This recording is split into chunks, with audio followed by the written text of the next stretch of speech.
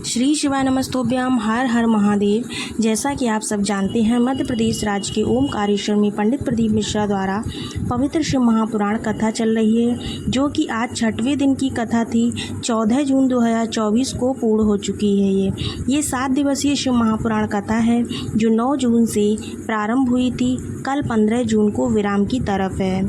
कल की कथा का समय जो है सुबह 9 बजे से है, लेकिन आस्था व यूट्यूब चैनल पर वही पुराने समय यानी कि 1 बजे से 4 बजे तक दिखाया जाएगा।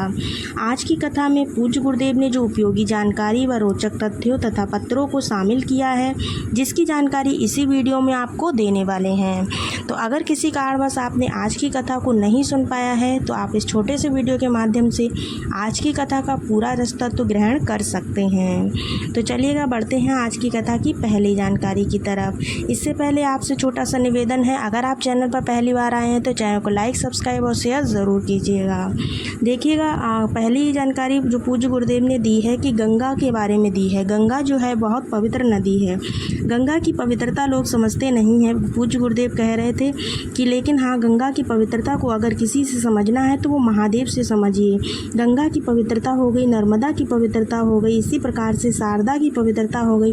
जितनी भी हमारी पवित्र नदियां हैं, उनकी पवित्रता अगर सीखना है तो महादेव से सीखिए।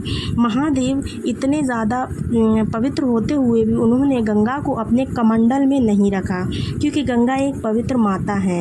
उनको कमंडल में नहीं रखकर उन्होंने अपने सिर की जटाओं में रखा। उसी प्रकार हमको भी गंगा माँ को अपमानित नहीं करना चाहिए, उनके जल को बर्बाद नहीं करना चाहिए, बल्कि उनके जल को हमें अपने मस्तक से लगाकर रखना चाहिए, उनको गंदा नहीं करना चाहिए। बढ़ते हैं आज की कथा की दूसरी जानकारी की तरफ।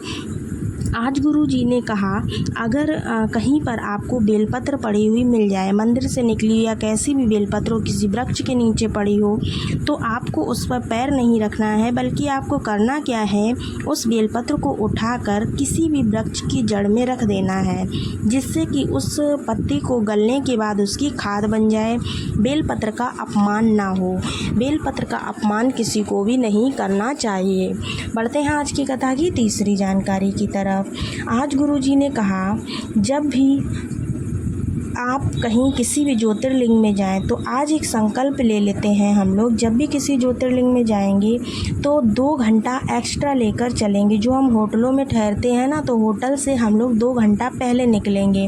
और करना क्या है, आपको जो सड़कों का कचरा होता है वहाँ पर उसको साफ़ करते हुए चलना है।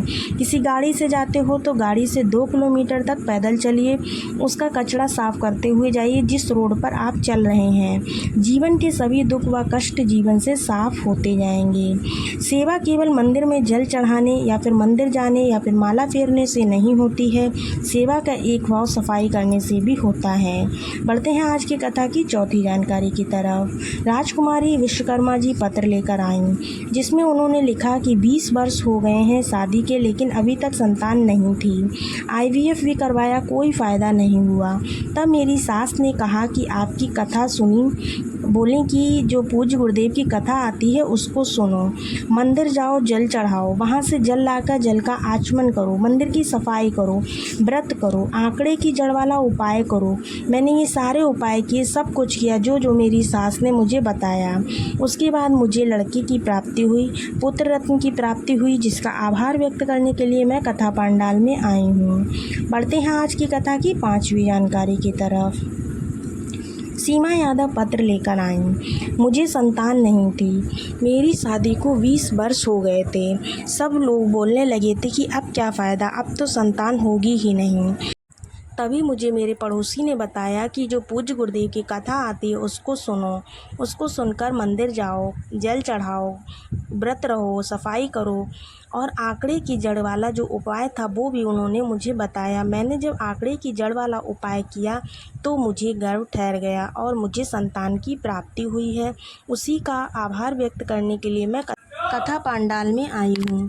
बढ़ते हैं आज की कथा की छठवीं जानकारी की तरफ। 16 जून को पूज्य गुरुदेव जी का जन्मदिन है। उस पर गुरुजी ने कुछ विशेष कहा है। लोग पूछ रहे थे कि पूज्य गुरुदेव अपना जन्मदिन कैसे मनाएंगे, कब मनाएंगे, कहाँ पर मनाएंगे। तो पूज्य गुरुदेव ने इस पर पूरी जानकारी दी है कि वो अपना जन्मदिन कुबेरेश्वर धाम में मनाएंगे। शाम की 6 बजे से लेकर 9 बजे तक वो अपना जन्मदिन मनाएंगे।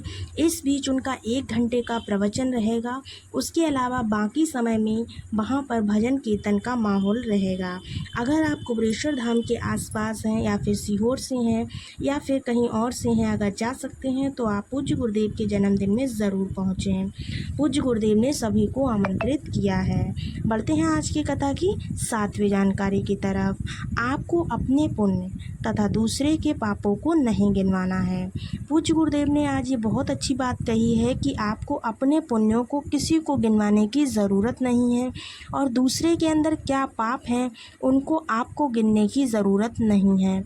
महादेव है ना, महादेव सबके पाप और सबके पुण्य अपने खाते में लिखते रहते हैं। तो जिसका जो फल देना होगा वो खुद देंगे, इसमें आपको कष्ट करने की कोई ज़रूरत नहीं है। बढ़ते हैं आज की कथा की 8वीं जानकारी की तरफ।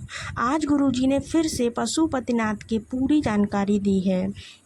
गुरुजी ने कहा कि पशुपतिनाथ का जो व्रत है वो पाशुपत्य नाम के अस्त्र पर रखा जाता है। पाशुपत्य अस्त्र तो कोई प्राप्त नहीं कर सकता है, लेकिन पशुपतिनाथ का व्रत करके बहुत सारी चीज़ें प्राप्त की जा सकती हैं। तो पशुपतिनाथ के बारे में पूरी जानकारी, पशुपति व्रत कैसे करना है, सुबह की पूजा, शाम की पूजा, सारी जानकारी पूज्य गुरुदेव ने दी है। तो इस पर हमने वीडियो बनाकर रखी है जो आपके यूट्यूब चैनल पर मिल जाएगी आपको। अगर आपने अभी तक उस वीडियो को नहीं देखा है तो इस वीडियो को देखने के बाद आप ज़रूर देख लें। बढ़ते हैं आज की कथा की 9वीं जानकारी की तरफ। 18 जून को ये वाली कथा जो समाप्त हो रही है कल, उसके बाद जो कथा होगी पूज्य गुरुदेव की वो कथा 18 जून से शुरू होगी, जो कि गंडई छत्तीसगढ़ में होगी। उस कथा का नाम उमा महेश्वरी महापुराण कथा रखा गया है, जिसका समय पूज्य गुरुदेव ने बताया है 2 बजे से लेकर 5 बजे तक रहेगा। देखिएगा आज की कथा में बताए गए सभी जानकारियां मैंने यहाँ पर दी हैं। और हाँ, एक ख़ास जानकारी आपकी रह गई है, जो ये थी कि पूज्य गुरुदेव कल टीवी के सामने आए, उन्होंने न्यूज़ चैनल पर आकर सारी जानकारी राधा प्रसंग की दी है। अगर आप उसके बारे में जानना चाहते हैं तो कमेंट्स बॉक्स में कमेंट ज़रूर करें, तो हम उस पर भी एक वीडियो बनाकर डाल देंगे। मिलते हैं आपसे नेक्स्ट वीडियो में, तब तक के लिए श्री शिवाय नमः।